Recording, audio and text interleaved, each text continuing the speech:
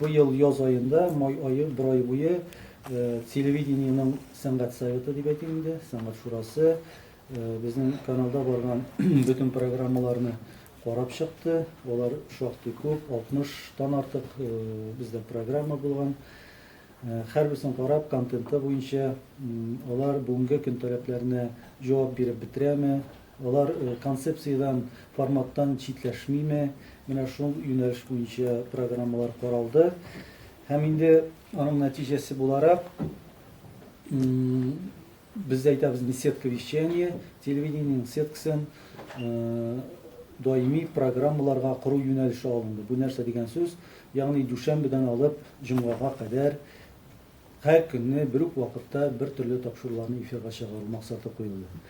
Мәсәлән, шулай итеп безнең манзара программасы, мәсәлән, көн сайын иртән 6дан чыга җомгага кадәр.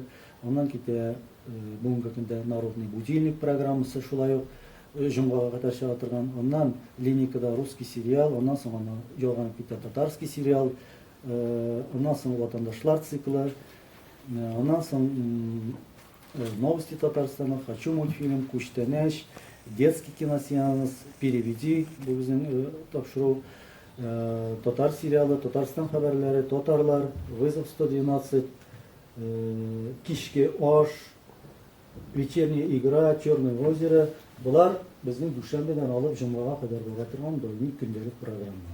Әлбәттә, бүген көндә без инде хоккей матчларын бирү сәбәпле, хоккей булган көннәрдә бу сетка берникадәр безнең ватылып ала, берничә программамда төшеп кала, хоккей булу сәбәпле, әмма ләкин төп нигезе сетканың программаның менә шуңа корылган. Ә инде шимбә-якшәмбе безнең андый принцип юк. Шимбә-якшәмбе безнең күңел ачу, җырлы, моңлы, спектакльле шундый көн.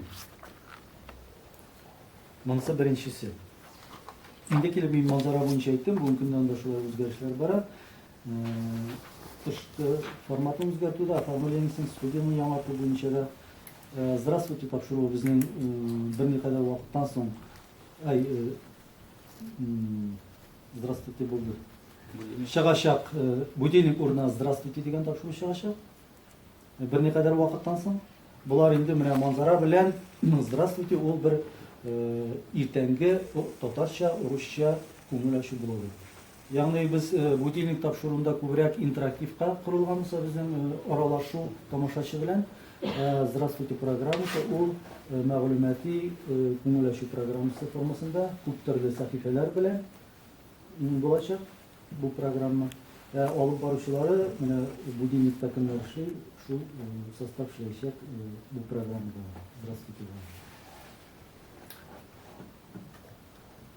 Кире кайткан яңартылган программалардан.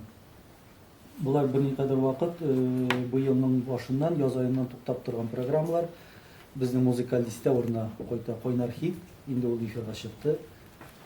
Койнар хит иртәнге 10-нан 11-гә кадәр 1 сәгать вакыт аралыгында алып баручысы Айсылу Габетдинова, сез беләсез инде, җырчы буларак та YouTube-та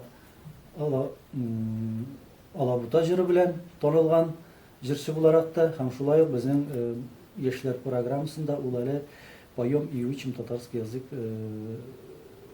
программасында берничә чыгарылышта катнашты.